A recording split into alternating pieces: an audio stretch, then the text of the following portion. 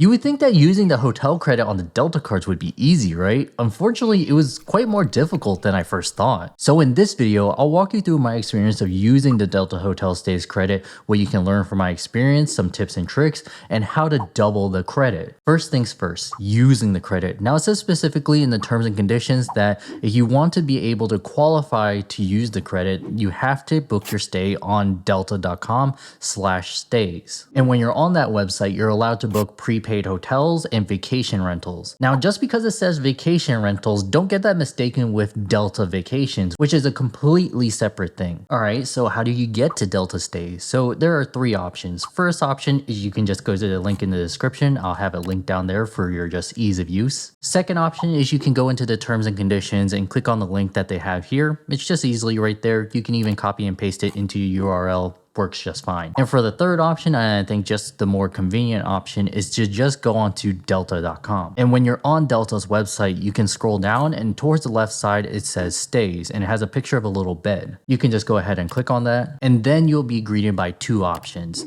stays and vacation rentals. Vacation rentals is like Airbnb, exactly saying you're just renting out someone's apartment, someone's house. And then the second one, stays, now that includes the Airbnbs, but it also includes just traditional hotels. So you can click on whatever option you prefer. Personally for me, I would just stick with the stays since it includes both, and then just type in where you're wanting to stay at. So going to, let's say I'm going to Pigeon Forge and I want to go on May 15th to May 17th. And then just above that on the right side, you can choose how many rooms you want and how many people are going to be staying with you. Then underneath that is if you want to pay with miles. Now that's a pretty cool option, but I wouldn't go with that method because your miles would be worth less than 1 cent per point, or technically in our case 1 mile. And personally for me, those miles are worth 1.5 cents per mile, so definitely not a good value proposition. But if you want to go ahead and use your miles anyways to discount the room rate, it should still trigger the hotel credit. So now you should have all the hotels that are available listed out to you. You can go ahead and scroll around and see which property that you want to book. And after you selected your property, it'll open up another tab. Then you can scroll around, see and make sure that this is the property that you want to book. After you confirm that you want to stay here, find a room that you like and press reserve. And then just fill out the information that they need. So your first name, your last name,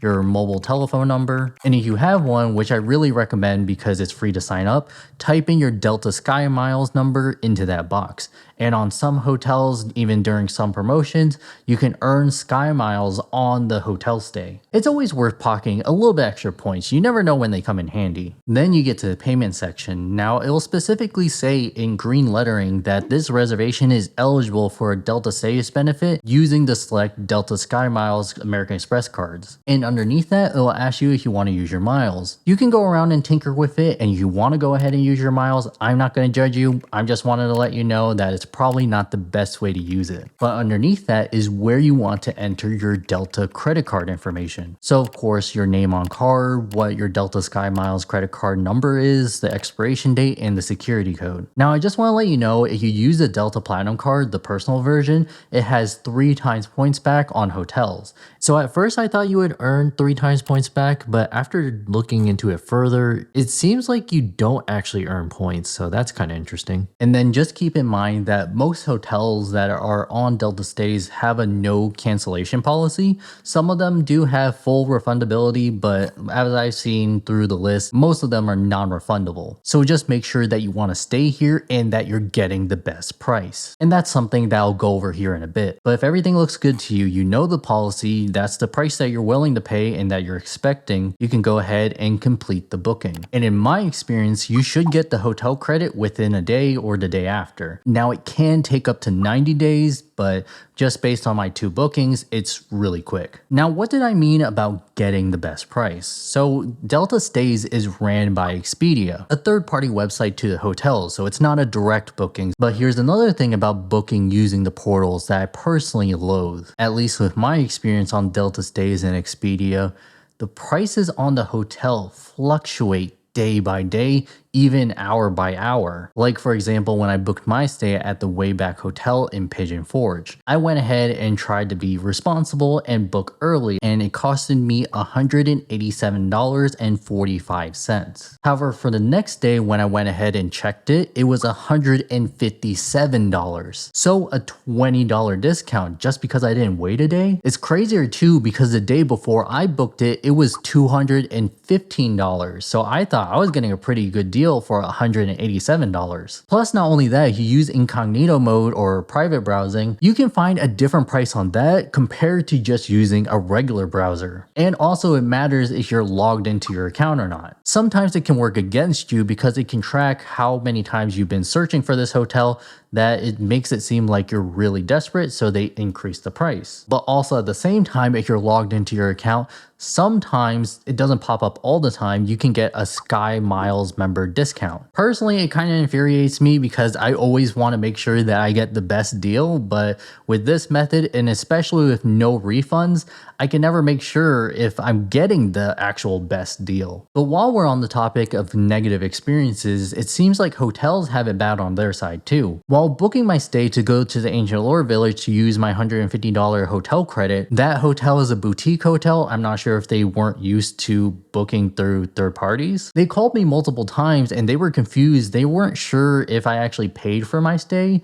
They weren't sure which credit card I used. It was just kind of a mess. Thankfully, everything ended up just fine. But it is a concern when using this service. Now, I did say in the beginning of this video that you could potentially double your hotel credit, and that is true. So the hotel credit is once per calendar year, not for each card member year. So if for some reason you can't use your Delta hotel credit this year, you can go ahead and make a booking for next year, and then because it's a new year, you can book a second night, therefore triggering the hotel credit twice and being able to use it twice per year. Just a little strategy that I've used in the past. Now, does your hotel status work at these hotels? Because on Delta stays, they have Hiltons, they have Marriotts, they have Hyatts. So interestingly enough, for my second stay, I stayed at a Marriott and it was part of the Tribute portfolio. So the hotel's name was the Wayback Hotel. It's in Pigeon Forge, Tennessee. They have some insane attractions over there. They even have the Dollywood amusement park over there. And it was a pretty interesting property. That was the first time I ever stayed at a Tribute portfolio hotel. I would say it was like kind of a higher end Moxie. And it had really similar benefits to the Moxie because when I checked in, they gave us free drink vouchers for one per person. So that was pretty cool. And the drinks were actually really good. Sometimes at a Moxie, it's a hit and miss. And inside the room, even though you could tell that it was just a remodeled motel, they actually did a pretty good job remodeling the thing. In my room, they had a fireplace, they had a little couch, they had robes, and everything in there was actually quite cute or nice. But how about adding your hotel status? Now, as you saw, when we were booking our Delta hotel stays, there wasn't any place to add a loyalty number. But after checking in, Anthony Ventura asked me, oh yeah, he was part of this trip as well. He said, hey, why don't we go to the front desk and try to ask if they can honor or put our hotel loyalty numbers onto our reservation. And I'm like, what's there to lose? Might as well ask, right? I kind of knew going in that they probably wouldn't honor it, but to my surprise, when we asked the person at the front desk, they did allow us to add our loyalty numbers onto our reservation. And our hotel reservation did show up in the Marriott app. We could request amenities, we could talk to the front desk. Everything was exactly the same as if you were gonna book a Marriott property directly. And on top of that, we also asked the front desk if they would be willing to honor our gold status and give us late checkout. And to my surprise, they actually did honor that benefit. But unfortunately, did we earn Marriott points for our stay even though we booked it through a third party? And the answer to that is no, which is completely understandable. They're in their complete right to not give us points for that stay. It was through a third party. So overall, what do I personally think about my Delta Stays hotel credit experience? I would say it's pretty worth it, especially if you have the Delta Platinum card or the Delta Reserve card. Those companion passes alone, as long as you have a player 2 or a friend that's willing to pay you back or something like that, they can't oversize that annual fee with just that benefit alone. And then adding the Delta Stays benefit on top of that, that's pretty powerful in my opinion, because if you can maximize that companion pass, you're basically getting a hotel for free, right? There are many hotels that you can find under $100, $150, and $200 and $50 more if you have the business version of the Delta credit cards. So even though you can't have hotel status, I think overall the hotel credit is worth it in my opinion. And if you're wondering if I would stay in Pigeon Forge again, yes, definitely.